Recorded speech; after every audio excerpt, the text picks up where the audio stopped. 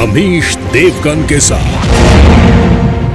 नमस्कार व्यूअर्स, मैं हूं अमीश देवगन और आप देख रहे हैं वीकेंड का सबसे भरोसेमंद कार्यक्रम ये देश है हमारा। सेक्युलरिज्म के नाम पर सरकारें बनी, सरकारें गिराई गई, गठबंधन जोड़े गए, गठबंधन तोड़े भी गए, लेकिन क्या सेक्युलरिज्म के बाद अब तुष्टीकरण का खुला खेल शुरू हो चुका है? भारत ने पूरी दुनिया को वासुदेव कुटुंबकम का मंत्र दिया, लेकिन आज अपने ही देश के कुछ सो कॉल्ड सेकुलर नेता कह रहे हैं कि भारत को ब्रिटेन से सीखना चाहिए, जहां एक हिंदू को प्रधानमंत्री चुना गया है। पर इन्हें मनमोहन सिंह और डॉक्टर एपीजे अब्दुल कलाम अल्पसंख्यक नहीं लगते। कश्मीर में हिंदुओं का कत्लेआम हुआ, उन्हें भगा दिया गया, लेकिन सेकुलरिज्म का चोला ओढ़े हुए लोग, सूरमा, इसकी चर्चा तक नहीं करना चाहते, उन्हें सूट नहीं करता।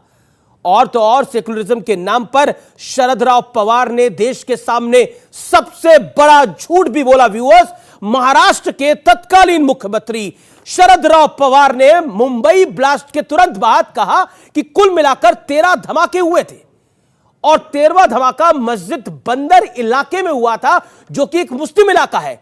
यह झूठ सिर्फ इसलिए बोला गया ताकि दुनिया के सामने यह ना लगे कि धमाके सिर्फ हिंदुओं के इलाके में हुए हैं, जबकि सच्चाई यह है कि मुंबई में 13वां धमाका हुआ ही नहीं था। इतना ही नहीं, सेकुलरिज्म का ढोल पीट कर कहा जाता है कि बच्चियों को हिजाब पहनकर स्कूल जाने की छूट मिलनी चाहिए। मदरसों का सर्वे होता है तो कहा जाता है कि बीजेपी की सरकार सेकुलरिज्म के खिलाफ लगातार काम कर रही है। लेकिन सवाल है कि क्या सेकुलरिज्म के बहाने जो कुछ हो रहा है वो सीधे तौर पर तुष्टीकरण की प्रकाष्ठा है? आज इसी पर होगी जनता जनार्दन के बीच सबसे बड़ी चर्चा, सबसे बड़ी बहस। तुष्टीकरण के नाम पर इस हफ्ते का ये देश है हमारा न्यूज 18 पर, इसी पर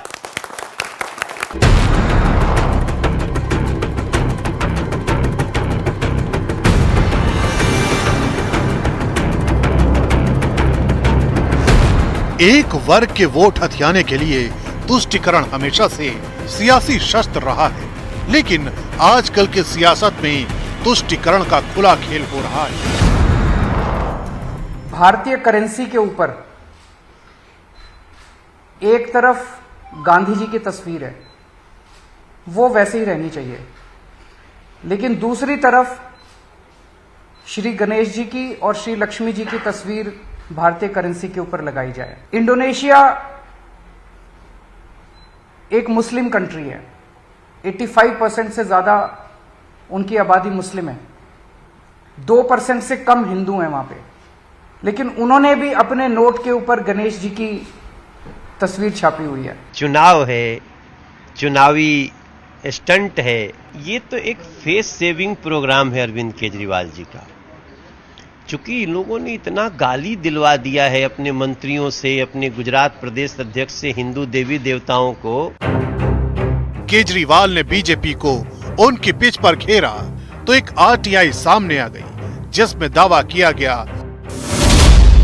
कि दिल्ली वक्फ बोर्ड को करोड़ों रुपए दिए गए। केजरीवाल सरकार ने वक्फ बोर्ड को 101 करोड़ रुपए दिए। 7 साल में प्रतिवर्ष औसतन 14.5 करोड़ रुपए दिए गए। अरविंद केजरीवाल जी कहते हैं कि मेरा वक्फ बोर्ड के लिए तन मन धन समर्पित। दरअसल चुनाव आ रहे हैं, इसलिए तुष्टीकरण का कंपटीशन है।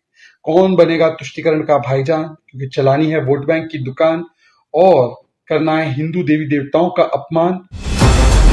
इससे पहले ऋषि सुनक के ब्रिटिश पीएम बनते ही तुष्टीकरण गैंग बेनकाब हुआ था। क्या अगर हमारे देश में आज एक मुसलमान या एक क्रिश्चियन प्रधानमंत्री बनना चाहेंगे, क्या भाजपा इसको स्वीकार करेंगे? तो यही है जो ऋषि सुनक के लिए वो ताली बजाने के लिए तैयार है, तो यहाँ क्या करेंगे हमारे देश में? यही भी सोचने की बात है। एपीजे कलाम कौन थे? योग्य लोकप्रिय राष्ट्रपति अटल जी ने बनाया था। रामनाथ कोविंद जी बहुत योग्य दलित समाज के नेता, किसने राष्ट्रपति बनाया था? नरेंद्र मोदी जी ने सरकार ने बनाया था। मैं तो बोला कि इंशाल्लाह मेरी जिंदगी में या मेरी जिंदगी के बाद एक हिजाब पहनने वाली बच्ची भारत की प्राइम मिनिस्टर बनेंगे। बात यही तक नहीं रुकती, मुद्दा मदरसों के सर्वे का हो या हिजाब का, तुष्टीकरण गैंग कोई मौका नहीं छोड़ता। क्या सिर्फ मदरसों का इन्वेस्टिगेशन होगा या आरएसएस के मदरसों का भी इन्वेस्टिगेशन होगा, उनके स्कूल का भी इन्वेस्टिगेशन होगा? सवाल ये है कि संविधान बड़ा या धर्म, और अगर इनकी नजर में संविधान बड़ा है तो लड़ाई काबिलियत के बजाय धर्म पर क्यों? सवाल ये भी, वोट के लिए इस्तेमाल होने वाला अल्पसंख्यक वर्ग आखिर इस सियासी साजिश को कब समझेगा? मेरे साथ आज बात करने के लिए डॉक्टर सुधांशु त्रिवेदी है, मेंबर ऑफ पार्लियामेंट है, भारतीय जनता पार्टी के प्रवक्ता है। जोरदार तालियों के साथ अभिनंदन करिए डॉक्टर सुधांशु त्रिवेदी का। आचार्य विक्रमादित्य है, आध्यात्मिक गुरु है, जोरदार तालियों से अभिनंदन करिए। जुनैद हैरिस है, उनका अभिनंदन है, प्रोफेसर है पेशे से, जाने माने मुस्लिम स्कॉलर है। मेरे साथ तस्लीम रहमानी है, जोरदार तालियों से अभिनंदन करिए, अध्यक्ष एमपीसीआई के हैं। हाजिक खान है, जाने माने मुस्लिम स्कॉलर है, उनका भी अभिनंदन है। आप तमाम लोगों का स्वागत है। और जनता जनार्दन, आपके लिए जोरदार तालियां। तो जोरदार तालियों से जनता का अभिनंदन है। और शुरुआत में मैं 50-50 सेकंड सबको देता हूं अपने विषय को रखने के लिए। शुरुआत तस्लीम रहमानी आपसे। भारत को ब्रिटेन से सीखना चाहिए, क्यों? देखिए, पहली बात तो ये कि जो पूरा का पूरा विषय यहाँ चल रहा है, मैं इसे बिल्कुल ही गैर ज़रूरी तो समझता हूँ, हमारे इंटरनल कंजम्पशन के लिए इम्पॉर्टेंट नहीं है। लेकिन एक बात जो हमारे लिए इत्मीनान की है पूरे देश के लिए, वो ये है कि ये वो जगह है और ये वो लोग हैं जिन्होंने हमसे बेतहाशा नफरत की है, पूरे देश से, हमारे लोगों से नफरत की है, कत्लेआम किया है, हमें लूटा है। और लूट के ये वो लोग हैं जिन्होंने कहा था dogs and Indians are not allowed, इनके रेस्टोरेंट्स पे लिखा होता था। हमारे लिए फख्र की बात यह है कि हमारे मुल्क का एक आदमी आज 10 डाउनिंग स्ट्रीट पे मौजूद है और आज बकिंगम पैलेस में मौजूद है, वो जिन्होंने लूटा था। लेकिन ये इस बुनियाद पर नहीं है कि वो हमारे इस मजालिम पर होने वाले कोई इंतकाम वहाँ लेंगे। वो अपने सिस्टम, अपने कॉन्स्टिट्यूशन, अपने देश, अपने राष्ट्रवाद की बुनियाद पर है। वो हमारी इन चीजों का बदला लेने वाले नहीं। और ये कोई पहला बात तो गर्व करिए, छाती पीटने से क्या होगा? पूरी दुनिया में कई ममालिक में भारतीय मूल के लोग इससे पहले भी प्रेसिडेंट बने हैं, प्राइम मिनिस्टर बने हैं, और हिंदू भी बने हैं, मुसलमान भी बने हैं। कई जगहों पे, सुरेनाम में, ट्रिनिडाद में, मॉरिशस में, मालदीव में, पाकिस्तान में, यहाँ के दिल्ली के प्राइम मिनिस्टर बने हैं। तो ये बनते रहे, ये हमारी क्षमता है, इसे पहचानना चाहिए। तो फिर हम और ये कह रहे हैं, ये सरकार, इस सरकार, जो कई नेता बोल रहे हैं, शशि थरूर एक लर्निड आदमी है, वो कह रहे हैं इस सरकार को सीखना चाहिए। चिदम्बरम साहब फॉर्मर गृह मंत्री है, वो कहते हैं इस सरकार को सीखना चाहिए। असद ओवैसी कहते हैं इस सरकार को सीखना चाहिए। कई बड़े बड़े उलेमा कह रहे हैं इस सरकार को सीखना चाहिए। सीखना क्या चाहिए? हाँ, सीखना ये चाहिए कि इस देश की जो सबसे बड़ा इशू है, इस देश का जो सबसे बड़ा मसला मेरे नजदीक है पिछले 75 साल में, वो है इस देश में आइडेंटिटी पॉलिटिक्स। ठीक है, शनाख्त की, जिसकी वजह से तुष्टीकरण होता है, जिसको आप कह रहे हैं। आचार्य विक्रमादित्य जी, अगर मदरसे का सर्वे हो तो उसको इन्वेस्टिगेशन बना दिया जाता है। अगर ऋषि सुनक प्रधानमंत्री ब्रिटेन के बन जाए तो कह दिया जाता है भारत को सीखना चाहिए। भारत को सीखना चाहिए या भारत सिखा रहा है? 50 सेकंड। भारत विश्वगुरु है, विश्वगुरु था, विश्वगुरु रहेगा, इस बात को कोई नकार नहीं सकता है। लेकिन समस्या यहाँ है कि कुछ लोगों ने इस देश में तुष्टीकरण का इतना जो खाना खा लिया है कि उनको हर चीज में तुष्टीकरण चाहिए। आज रिजर्वेशन प्रधानमंत्री के पद पे भी आने की बात कर रहे हैं। क्या प्रधानमंत्री का पद योग्यता पे बनेगा? इस देश की जो जनता है वो बनाएगी, या इस देश के अंदर जिस प्रकार से कोई कह रहा है बुरके वाली बननी चाहिए, कोई कहता है दाढ़ी वाला बनना चाहिए, कोई कहता है बिना मूछ वाला बनना चाहिए, हम कहते हैं भगवे वाला बनना चाहिए। भाई क्यों नहीं बनेगा भगवे वाला? बिल्कुल बनना चाहिए भगवे वाला। इस देश के अंदर जब ज्यादा बहुसंख्यक हम हैं तब भी हम तुष्टीकरण का क्यों? आज मुझे बताइए, जो लोग सवाल उठा रहे हैं, आज शशि थरूर ने सवाल उठाया, उनका राज रहा इतने साल तक, क्यों नहीं बनाया उन्होंने खान साहब को प्रधानमंत्री? क्यों नहीं बनाया उन्होंने खान साहब को प्रधानमंत्री? जिसको जो उसको अडॉप्ट करके जबरदस्ती नाम बदल कर उसको गांधी अडॉप्ट बनाया गया, उसके बाद क्यों नहीं बनाया गया उसको प्रधानमंत्री? इस देश में हमने देखा है कि आज भी ओबीसी जिस प्रकार की राजनीति कर रहे हैं कि बुर्का पहन के राजनीति, भैया सीधा सीधा भगवे वाला बनेगा। आज हिंदू जाग गया है और आवश्यकता है कि भगवे वाले को ही बनाएंगे हम। आपने अपनी बात को रख लिया। प्रोफेसर जुनैद हैरिस, आपको लगता है कि भारत को सीखना चाहिए, या फिर आपको लगता है कि हर चीज के अंदर नीम मेक निकालना, खासतौर पर तब जब विषय ही ना हो? क्या आपको लगता है कि कुछ लोगों की हर खुशी में रोने की आदत होती है?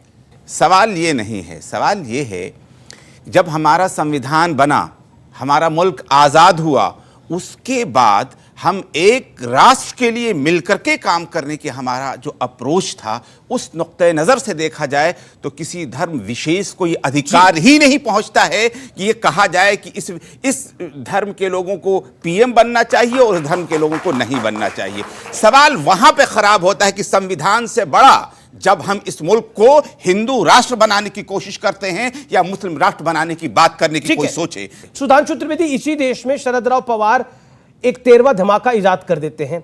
इसी देश के अंदर हमने देखा कि तुष्टिकरण की प्रकाष्ठा ये होती है कि एक चुना हुआ प्रधानमंत्री, यानी जिसको उसकी पार्टी ने मनोनीत करा, डॉक्टर मनमोहन सिंह विज्ञान भवन के मंच से कहते हैं कि अगर संसाधनों पर सबसे पहला हक है तो वो मुसलमानों का है।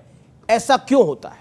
देखिए, मैं कहूंगा सबसे पहले जो सीखना चाहिए इंग्लैंड के घटनाक्रम से, क्या हुआ है वहां? अर्थव्यवस्था की स्थिति बद से बदतर होती जा रही है, इसलिए बार बार परिवर्तन हो रहा है। 10.5% की महंगाई है, पूरे यूरोप में जबरदस्त महंगाई और बेरोजगारी है। राहुल गांधी के ननिहाल इटली में जबरदस्त महंगाई और बेरोजगारी है, अमेरिका में है, और पाकिस्तान और श्रीलंका तो छोड़ दीजिए, चाइना में इस ढंग की खबरें हैं कि हुनान प्रोविंस में बैंकों के बाहर टैंक लगाने पड़े हैं, बैंक डिफॉल्टर हो गए तो कहीं लोग आके हमला न कर दें। अरे भाई, दुनिया में चारों तरफ आग लगी हुई है, आप घर में बैठ के कह रहे हैं गर्मी लग रही है, लगता प्रधान सेवक ने एसी ढंग से नहीं चलाया हुआ है। मुझे लगता है कि समझने की तो इसकी जरूरत है। अब मैं आता हूं इस टॉपिक पे। देखिए, कितने फक्र की बात थी कि दीपावली का दिन हमारी पूजा पद्धति की परंपरा में महाकाल रात्रि मानी जाती है, और महाकाल रात्रि को काल चक्र के परिवर्तन की वह गति देखिए कि जिन्होंने 75 साल पहले तक हम पे हुकूमत की थी, वो 10 डाउनिंग स्ट्रीट 10 ब्राउनिंग स्ट्रीट बदलने जा रही है। और इसको लेकर तो हर ब्राउन कलर व्यक्ति को बड़ा खुश होना चाहिए था।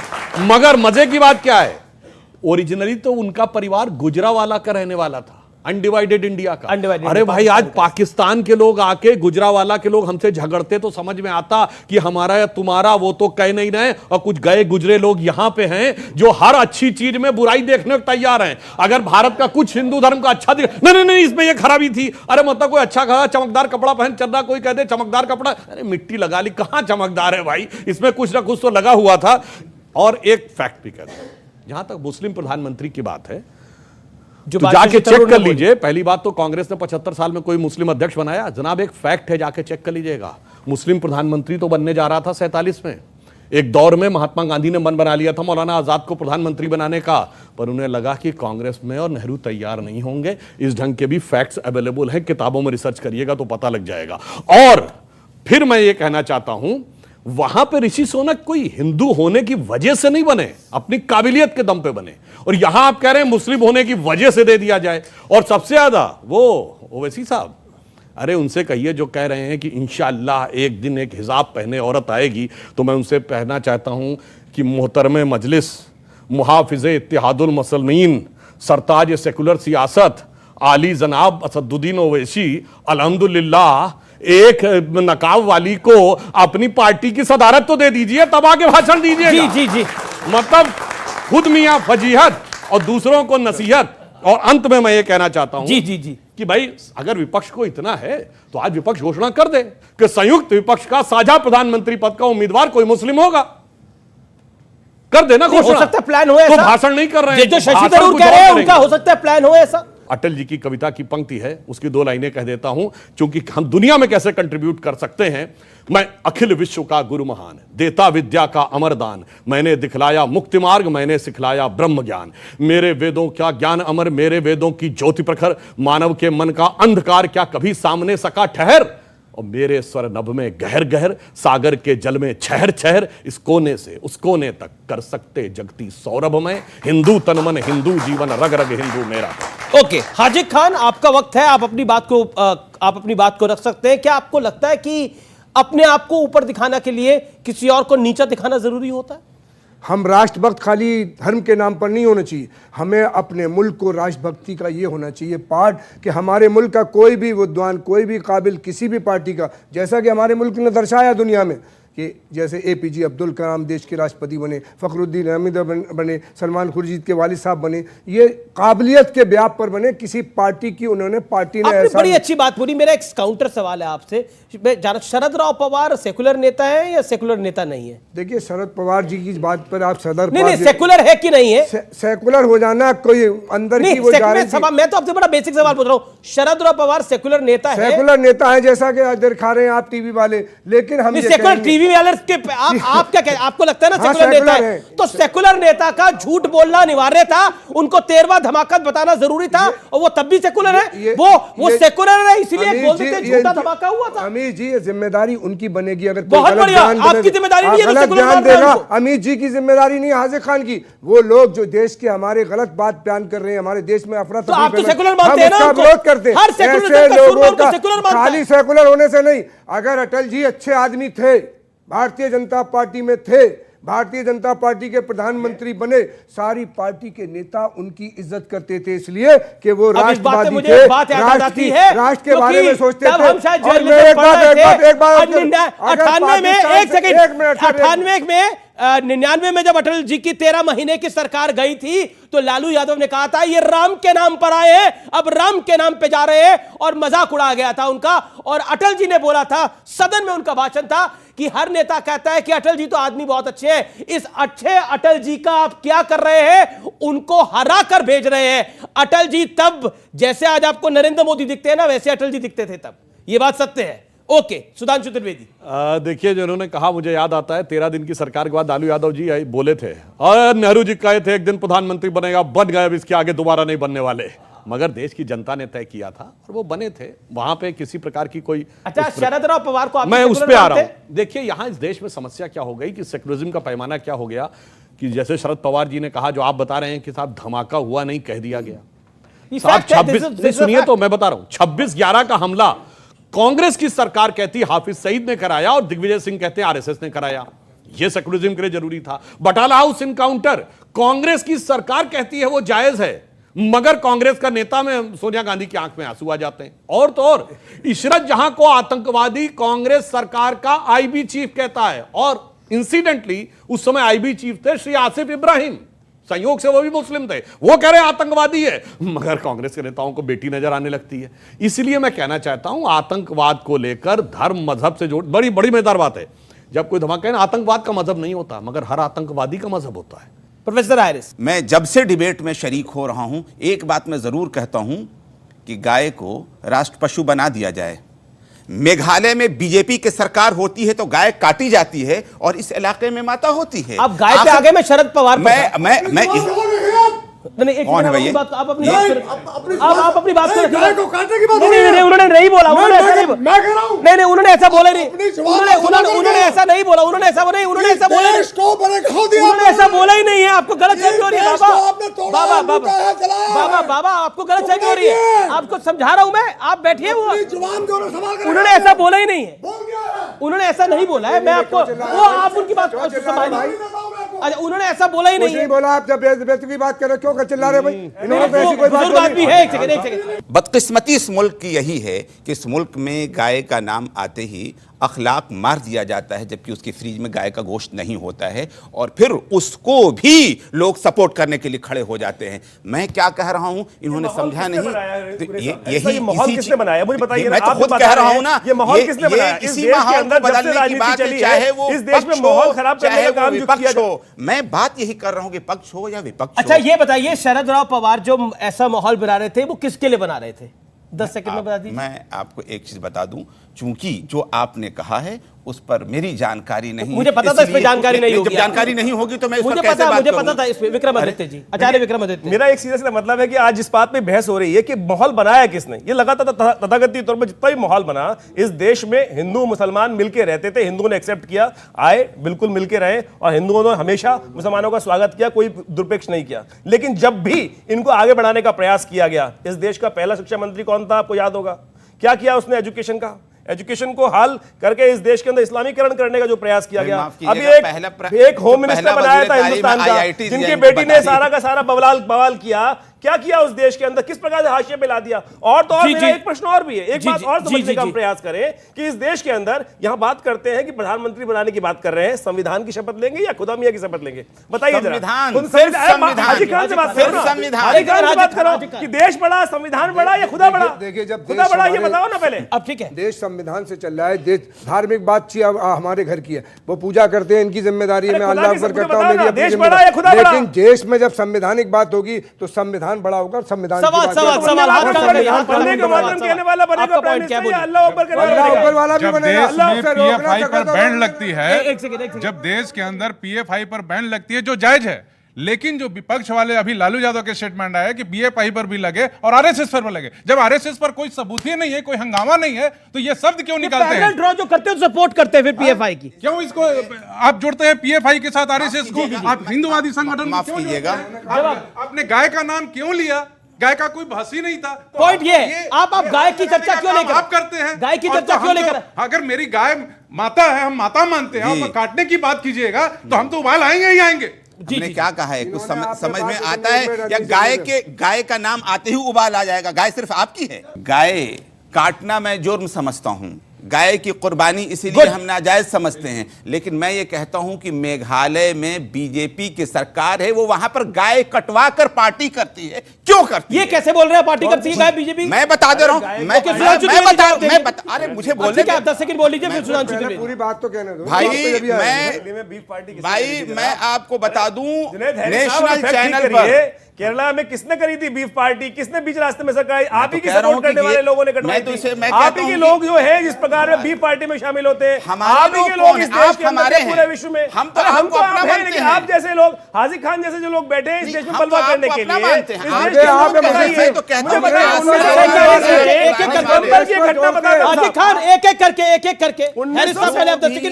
जो भी नेता पब्लिक की, जनता का मजाक उड़ाती है, आस्था का उससे झूठ बोलती है, मैं दोनों की मुखालफत कर रहा हूं, चाहे उसका नाम सेकुलर हो, चाहे उसका नाम देश चाहे वो मजाक उड़ाते थे ना जब वो राम का प्रूफ मांगते थे, और आपने भी मांगा था 5 दिन पहले बहस के अंदर। नहीं, मैंने राम का प्रूफ कभी नहीं माना है। मैंने अभी भी मैं कह रहा हूं कि जन्मभूमि को लेकर के हमेशा मत, कोई विवाद नहीं है। जन्मभूमि को लेकर के आपने बोला पड़ोस में खड़े हमारे साहब अभी भी रहमानी जी जो कहते हैं कि बाबरी की शाम आज भी कराएंगे, 25 लाख लोग बुला रहे थे। जन्मभूमि को हम आस्था पर मजाक नहीं उड़ाते। जी मैं आपको मौका दूंगा, आपको भी मौका दिया मैंने। सुधांशु त्रिवेदी अभी भी आस्था के मजाक की जो बात है, मैं बिल्कुल आस्था के मजाक ये होता था कि भाई जैसे हमारे यहाँ आस्था है, नवरात्र में सब व्रत रखते थे ना, तो जो व्रत रखेगा वही तो उद्यापन करेगा ना, शाम को फलाहार करेगा, वही 9 दिन जो व्रत रहेगा वो कन्याएं खिलाएगा।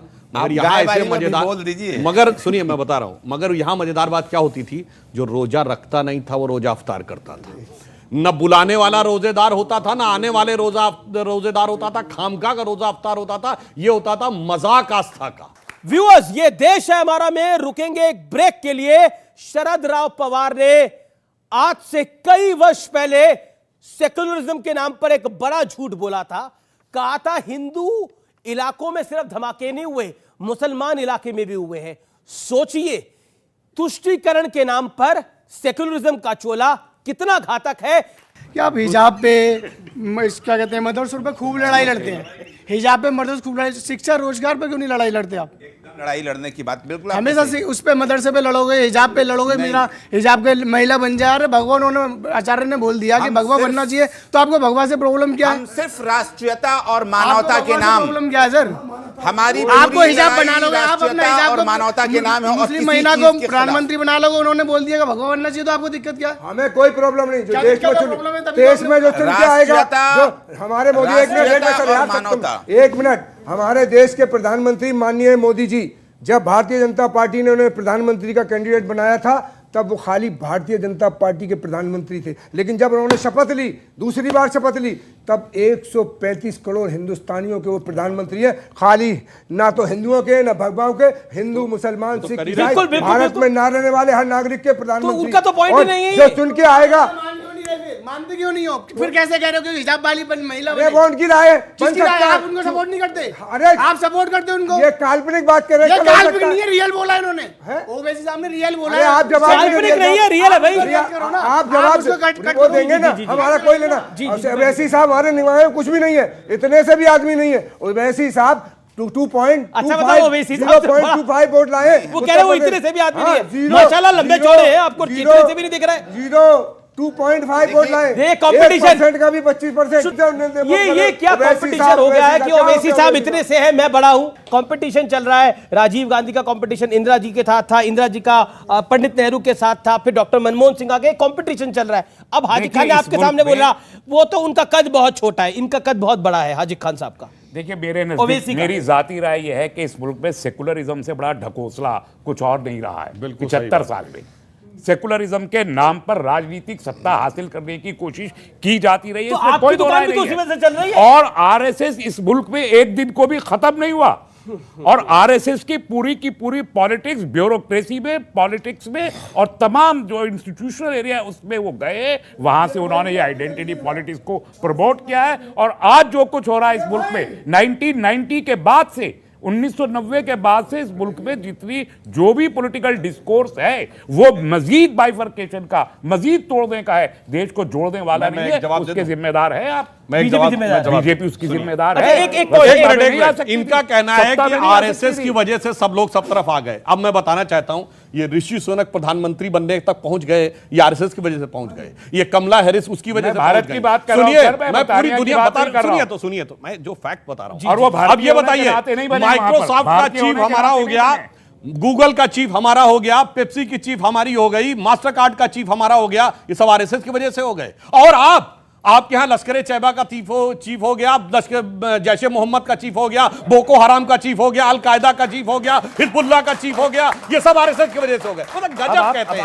हकीकत यह है कि दुनिया भर में एक बीमारी है, उस बीमारी को आप अपने यहां मत आने दीजिए, बल्कि आप कहते हैं नहीं ये बीमारी तो है तो दुनिया में तिनके की ओर में पहाड़ छुपाने की कोशिश करते हैं। ये प्रॉब्लम क्या, मतलब उन्होंने एक एग्जांपल दिया, देखिए गूगल का चीफ हो गया। आप क्या आपको लगता नहीं है जब जैशे मोहम्मद का चीफ की बात होती है, अगर या फिर बोको हरम के चीफ की बात होती है, या आईएसआईएस के चीफ की बात होती है, हिजबुल मुजाहिदीन, इंडियन मुजाहिदीन, क्या आपको लगता नहीं है कहीं ना कहीं ये जो पैट्रोनाइजिंग ऑफ टेररिज्म है, that is also harming you?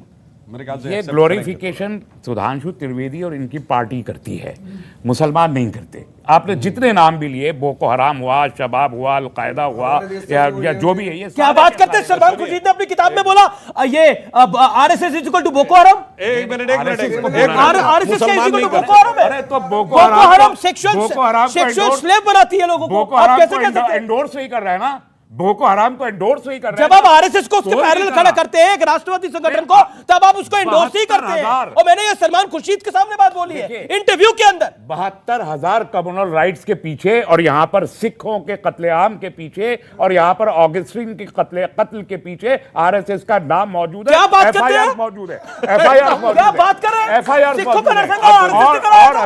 और अभी कहा गया, मैं बता रहा हूं, चलिए अभी इसी यूरोप से सुनिए, रिपोर्ट आई कि सरदार खुशवंत सिंह की किताब और आर्टिकल पढ़ लीजिएगा कि उन्होंने कहा 84 के दंगों के समय सिखों की यह स्थिति थी कि यदि उन्हें दवाओं और खाने की जरूरत होती थी तो वो आरएसएस वालों से संपर्क करते थे। ये सरदार खुशवंत सिंह ने लिखा, वो कोई आरएसएस के व्यक्ति नहीं थे। सर, गीता और रामायण में कहीं नहीं लिखा है कि दूसरे धर्म का सम्मान करना चाहिए, क्यों? उस टाइम में कोई धर्म था ही नहीं। दूसरी बात, हम फिर भी अपने धर्म को दरकिनार करते हुए संविधान का सम्मान करते हैं और सब उसी दायरे में सबको पॉइंट क्या आपका, पॉइंट क्या है? लेकिन आप लोग संविधान से इतर कुरान को हमारे संविधान पे बार बार थोपने के किसी ने थोपा नहीं यहाँ पर तो कुरान को। हिजाब क्या है सर? ठीक है, अपने शाबानो केस क्या था, सही तो बोल रहे हैं। शाबानो केस क्या था?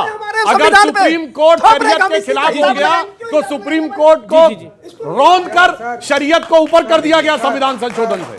मगर सुनिए, वो जलवाए जलाल अब चला गया क्योंकि भारत मां का लाल आ गया कुर्सी पे, उसका मलाल इन लोगों के चेहरे पे आ गया। जलवाए जलाल है ना, वही जुनैद हैरिस, प्रोफेसर हैरिस, एक दौर था जब सुप्रीम कोर्ट का फैसला, एक दौर था जब सुप्रीम कोर्ट का फैसला पलट दिया जाता था, कहा ये धार्मिक मामलों में हस्तक्षेप है। सुप्रीम कोर्ट का लेकिन फैसला कई बार बदला गया। एक सेकंड एक बार अकेले नहीं बदला गया। सुप्रीम कोर्ट का फैसला चलिए मामले में भी जब वो दौर बदला गया है। पूरी दुनिया में 27 तारीख को कल्याण सिंह सुप्रीम कोर्ट क्या सुप्रीम कोर्ट को जलील किया बीजेपी वालों ने? कैसे 27 तारीख को कल्याण सिंह ने हलफनामा दिया कि हम बाबरी मस्जिद की इबादत करेंगे, तोड़ दी गई। कैसा सम्मान है? और सबरीमाला में कैसा सम्मान है? ये कैसा सम्मान करने की बात करते हैं? पर कल्याण सिंह ने तो ये भी कहा था कि मेरी एक सरकार के 10 सरकारें चले जाए, रामलला के लिए मैं कुर्बान करने को तैयार हूं। एक बात और बता दूं, हुक्मरान आते हैं बदलते रहते हैं।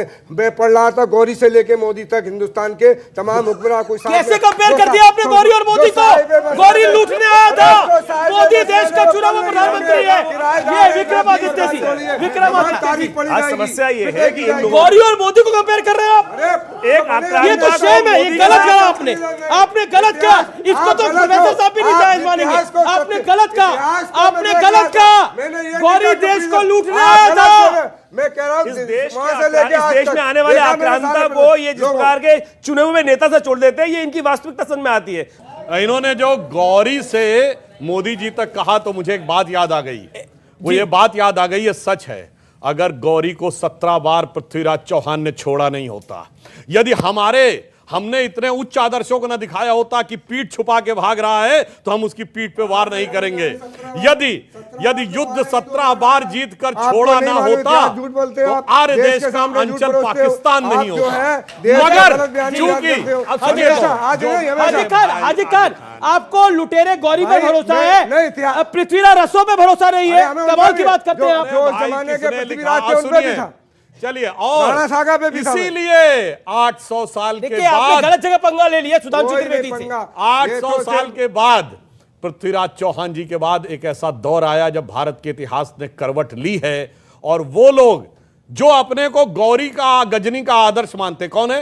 पाकिस्तान की इंटरमीडिएट रेंज मिसाइल का नाम है Ghazni, surface to air missile का नाम है बाबर, उनका नाम है गौरी। आज वो ये कहते हैं कि साहब जब से ये सरकार आई है तब से हम बड़ी मुसीबत में हैं। मोदी को आने की जरूरत इसलिए पड़ी क्योंकि उस समय गौरी ने जो छल किया था, हमने उसको ईमानदारी से टैकल किया था। 800 साल हमने उसकी कीमत चुकाई है। आज वो परिवर्तन आया है जब हम अपने इस मुल्क की बात करेंगे। आप पाकिस्तान, आप गौरी पर तो आप गए, गौरी पर तो आप गए। गौरी पर कौन गया? भाई गौरी हमारे मुल्क का था क्या?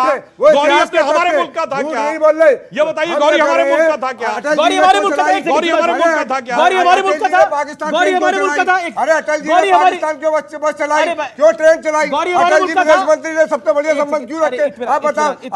आतंकवादी को छोड़ने क्यों गए अफगानिस्तान? हम गए, आपकी सरकार। गौरी हमारे देश का था। गौरी इतिहास का एक तथ्य है।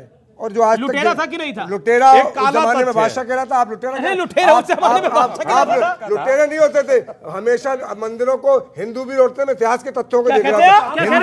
वैसे एक मिनट, जिस आदमी को भारत बैठने की तमीज दी डिबेट में, पता नहीं कहाँ से मदरसे की पढ़ाई करने वाला आदमी यहाँ पर आके अपनी डिबेट में आया है।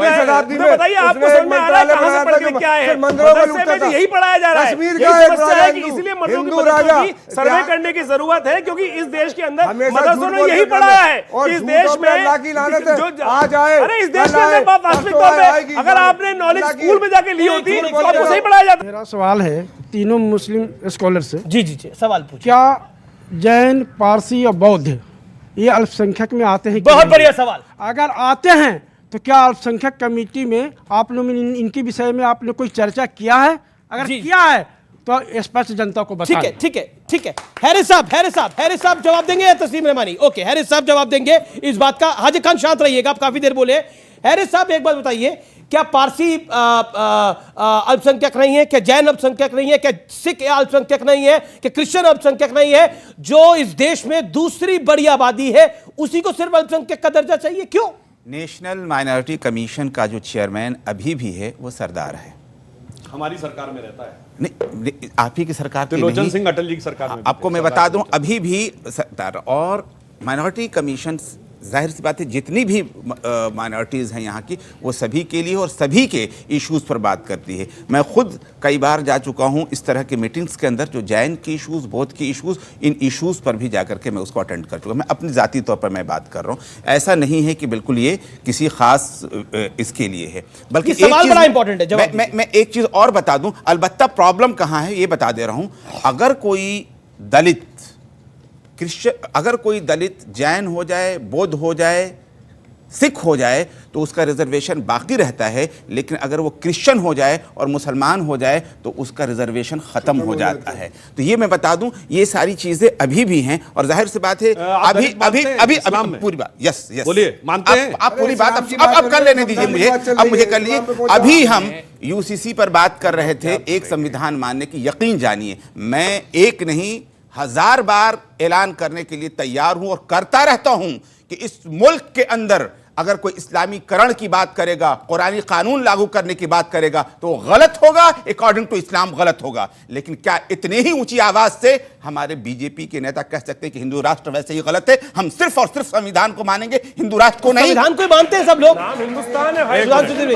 पहला तो इनका माइनॉरिटी का जवाब दे देता हूं। देखिए इस देश, मुझे दे दें फिर आप जवाब दें। ठीक है, आप बोलिए। देखिए इस मुल्क में माइनॉरिटी के को 2 पार्ट पे तकसीम किया गया है, एक मूलवासी और एक नॉन मूलवासी, और उसमें जो हमारे बुद्धिस्ट भाई, जैन भाई, सिख भाई है उनको मूलवासी माइनॉरिटी कहा है, और जो मुसलमान और क्रिश्चियन उनको आक्रमणकारी माइनॉरिटी कहा गया।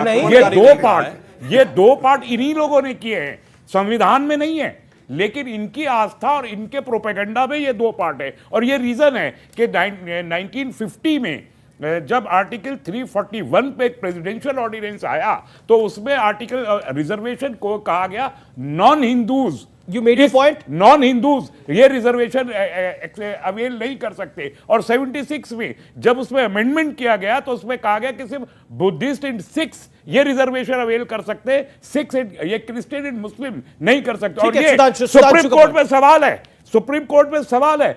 आप जानते, थोड़ा आपकी बात में संशोधन कर दूं, जब देश स्वतंत्र हुआ तो बाबा साहब अंबेडकर ने सिर्फ हिंदुओं को रिजर्वेशन दिया था, यानी हिंदू मतलब जिसे आज सनातन धर्मी कहते हैं। 1955-56 में सर प्लीज सर मैं आगे पूरी बात तो होने दीजिए, पूरी बात होने दीजिए। 1954-55 में पूरी जिम्मेदारी से कह रहा हूं, मास्टर ताराचंद ने जाकर नेहरू जी से बात किया और तब सिखों को उसमें इंक्लूड किया गया। बौद्धों को 76 में नहीं इंक्लूड किया गया, बौद्धों को 1990 में विश्वनाथ प्रताप सिंह की सरकार ने इंक्लूड किया था। यह मैं सिर्फ क्लैरिफिकेशन करना चाह रहा हूं। मगर जो मैं कहना चाह रहा हूं, 1950 आपको मौका दिया, 40 सेकंड सुन लीजिए फिर आप बोलिएगा ना। अब मैं बताना चाहता हूं, देखिए इस देश की सबसे पढ़ी लिखी हाईली एजुकेटेड कम्युनिटी कौन है? वो है पारसी, ज़ोरोस्ट्रियन। 0.01% की माइनॉरिटी है, यानी जिससे मैनेक्शा और टाटा और स्मृति ईरानी वगैरह है। अब आप सुनिए, दूसरे नंबर पे सबसे प्रॉस्परस पढ़ी लिखी और सबसे प्रॉस्परस कम्युनिटी क्या है? जैन, 1% की माइनॉरिटी है। सबसे एंटरप्रेन्योर कम्युनिटी कौन है? सिख, 1.8% की माइनॉरिटी है।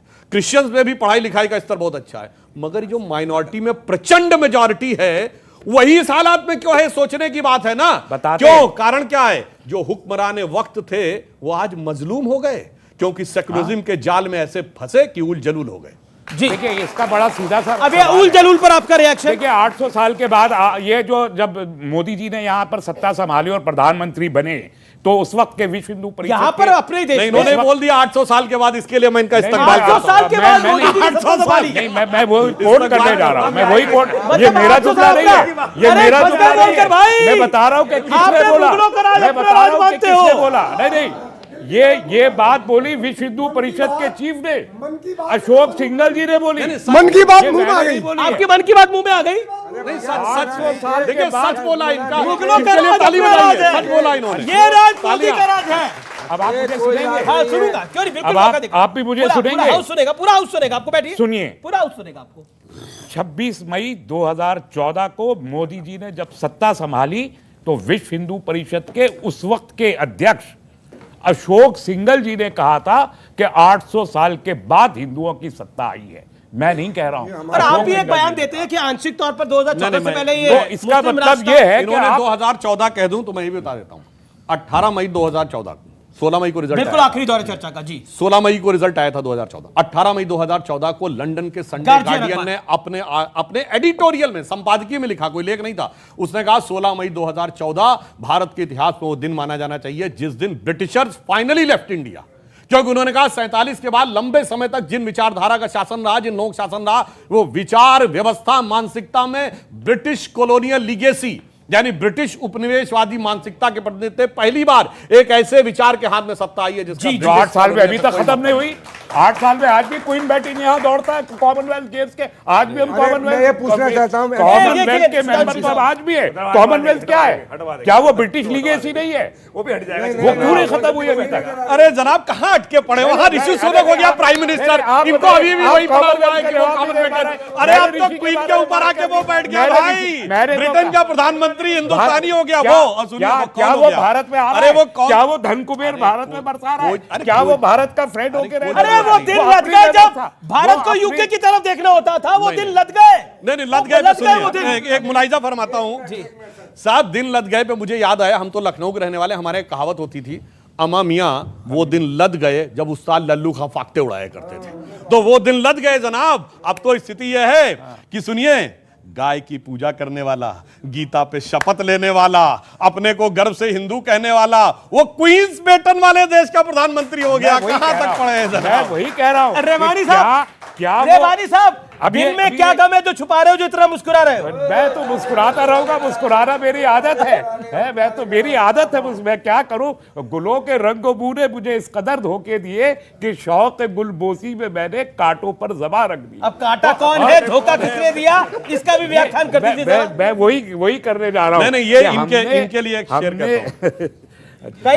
हूं। कॉलेज टाइम का बर्तानिया का प्रधानमंत्री बना है, जी, बर्तानिया के लिए बना है, बर्तानिया का शहरी है, बर्तानिया के संविधान के अनुसार बना है, अपनी अर्थव्यवस्था ठीक करने के चैलेंज के नाम पर बना है। अपनी फॉरेन पॉलिसी में भारत की तरफ देखा तो देखा, नहीं देखा तो कमिटेड। हमें जरूरत भी नहीं है जी हमारी तरफ कोई देखे, जरूरत हम है, देखते हैं। जरूरत है कि माना मुझे अपना दर्द बयां करना नहीं आता, पर तुझे भी तो उसे एहसास करना नहीं आता। जी। मगर मैं आपसे कहना चाहता हूं, एहसास आप इस चीज का करिएगा, जो इस प्रकार की जो विघटनकारी राजनीति है उससे बाज आइए कि कागज का है लिबास, चिरागों का शहर है, चलना संभल संभल के चूंकि तुम नशे में हो। जी अच्छा, एक आप भी कुछ फरमाना चाहते हैं? अब ये तो अब मैं क्या करूंगा वैसे मौके पर? हम भी करते हैं तो हो जाते हैं बदनाम, और ये कत्ल भी करते हैं तो चर्चा नहीं होता। अच्छा, मैं शुद्ध हिंदी की एक लाइन बोल देता हूं। अब सब बातों से सब लोग मिलकर एक साथ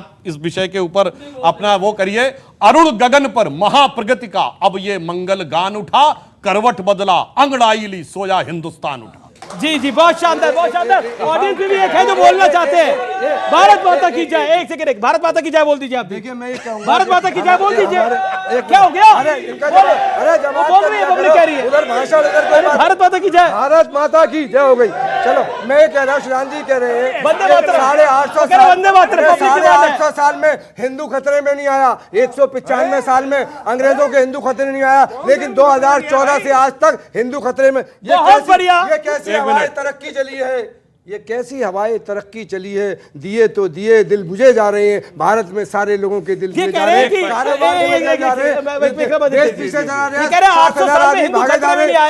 अंग्रेजों के काल में हिंदू खतरे में नहीं आया, अब खतरे में आ गया। खतरे में? मुझे बताइए ऐसा कौन सी जगह है, ऐसा कौन सा शहर है, ऐसा कौन सा गांव है कि जिसमें हिंदुओं पर आपने आक्रांताओं ने इस देश के अंदर ना जुल्म किया हो? ऐसा कोई जगह नहीं बचा। आप उसकी जीती जागती जो एग्जाम्पल वो आप भी सामने खड़े हो। आपके पूर्वज कहीं ना कहीं हिंदू रहे होंगे, बेचारे जबरदस्ती घाघरा पहन के खड़े हुए थे, कोई और दिक्कत नहीं थी। आपने कोई यहाँ पर आज तक जानबूझ के नहीं ठहराया था। आपने इस्लाम बेचारे डर के मारे तलवार के अंदर जाके घाघरा पहना था, इसका प्रमाण आप हो। नहीं तो इसी कारण से तो वास्तविक सत्ता है, सब जानते हो आप लोग की। बाबा रामदेव, अरे बाप क्यों हमारे सामने? देखिए सारी बातें अपनी जगह। रामलीला ग्राउंड, अगर पूरी दुनिया में कोई एक देश है जहां इस्लाम के सारे फिरके पाए जाते हैं तो वो सिर्फ हिंदुस्तान है, और जो हिस्सा हमसे कट जाता है पाकिस्तान में सारे फिरके नहीं पाए जाते जो इस्लाम के नाम पे बना, इसीलिए हम जो कहते हैं, कश्मीर बन सारे गया, जहां से जो अच्छा सूफियों के, हिंदुस्तान आपने हमारा। पे बोलिए आपको मौका मिला। सूफियों के नाम पर जो कश्मीर में मेजॉरिटी आ गई तो सूफियों के चारे सिलसिले गायब हो गए, नक्शबंदी, सोहरावर्दी, चिश्ती, कादरी। जहां पर हिंदू मेजॉरिटी में है, जहां सनातन है, वहीं इस्लाम में आपस में भाईचारा है भाई। और इस्लाम एक ही मात्र देश है भारत में, दुनिया में भारत, जहां मस्जिदों में धमाके नहीं होते, वरना जहां निजाम में मुस्तफा आ जाता है वहां धमाके होने शुरू हो जाते हैं। हैदराबाद में मुसलमान मर गया, मुसलमान कत्ल हो गया, इसलिए मैं कहना चाहता हूं, और पुराने वाले गीत की अरे साहब, अपनों पे सितम गैरों पे करम, ए जाने वफा ये जुल्म न कर, रहने दे अभी थोड़ा सा भरम, ए जाने वफा ये में जुल्म। आग लबों पर गुलाब रखते हैं, ये सब अपने चेहरे पे जी जी जी जी जी जी जी जी आप कुछ सुनाना चाहते थे, सुना दीजिए। शेरो शायरी की बात चल रही थी इसलिए। जी जी, ये भी पीछे नहीं रहते, देखिए। हाँ जी महाराज, दया है आपकी। तो मैंने ये कहा कि कन्याकुमारी से लेकर कश्मीर तक ये हम मानते रहे एक हैं, और जागीर से झोपड़पट्टी तक ये भी मानते रहे हम एक है, इरादे भी नेक हैं, लेकिन भाई साहब कुछ दिमाग से कुछ लोग क्रेक है। आपके लिए नहीं बोला भैया, आपके लिए नहीं बोला, आपके लिए नहीं बोला, आपके लिए नहीं बोला। लेकिन आखिरी दौर है, मैं 10-10 सेकंड में आपका कमेंट चाहता हूं। महबूबा मुफ्ती को लगता है, सुधांशु त्रिवेदी, गुजरात मॉडल पहले सिर्फ गुजरात तक था, अब पूरे देश में नरेंद्र मोदी ने गुजरात मॉडल ही लागू कर दिया है। 10 सेकंड में इसका जवाब। देखिए, एक्चुअली में महबूबा मुफ्ती क्या बोलती है मुझे समझ में नहीं आता है। वो जो कहती थी बीजेपी से यलगार करनी है चूंकि ये कश्मीर में हिंदू सीएम बनाना चाहते हैं, वो आज अल्पसंख्यकों की बात करने लगी, कभी चाइना के पक्ष में बोलने लगती हैं। मुझे लगता है कि वो मोदी जी के विरोध में अपने होशो हवास खोकर पूरी तरीके से खप्तुल हवास हो गई हैं, इसलिए उनकी बातों के ऊपर बहुत ध्यान। जी जी जी, आखिरी 10 सेकंड तस्वीर में मानी। देखिए, मैं सिर्फ ये कहूंगा कि भारत को भारत रहने दीजिए, इसे हिंदू मुसलमान सिख ईसाई में भारत भारत ही है जी, इसे नहीं बनाने ये चाहते हैं ना, ये नहीं चाहते हैं। इसमें तो भारत माता की जय बोल दीजिए। भाई मैं इनकलाब जिंदाबाद बोलूंगा, मैं बादरे वतन जिंदाबाद बोलूंगा। आपकी शर्तों पे जय बोल दीजिए, हम समझेंगे आपने कह दिया भारत एक है। मैं उस भारत माता की जय आप बोल दीजिए, हम समझेंगे। भारत माता की जय बोल दीजिए एक बार। समय यहां समाप्त हो रहा है। आप तमाम लोगों ने इस कार्यक्रम में भाग लिया, आपका बहुत बहुत शुक्रिया। सुधांशु, लास्ट वर्ड, लास्ट में 5 सेकंड। भारत मां अंगड़ाई लेती, सुप्त चेतना जाग रही, और ऋषि मुनियों की देवधरा फिर अपना रूप संवार रही। चलिए फिलहाल हाँ आखिरी, ए खा के वतन तुझ पे जब आंच भी आएगी, आवाज हमें देना हर। तो बोलो भारत माता की जय, नमस्कार, धन्यवाद।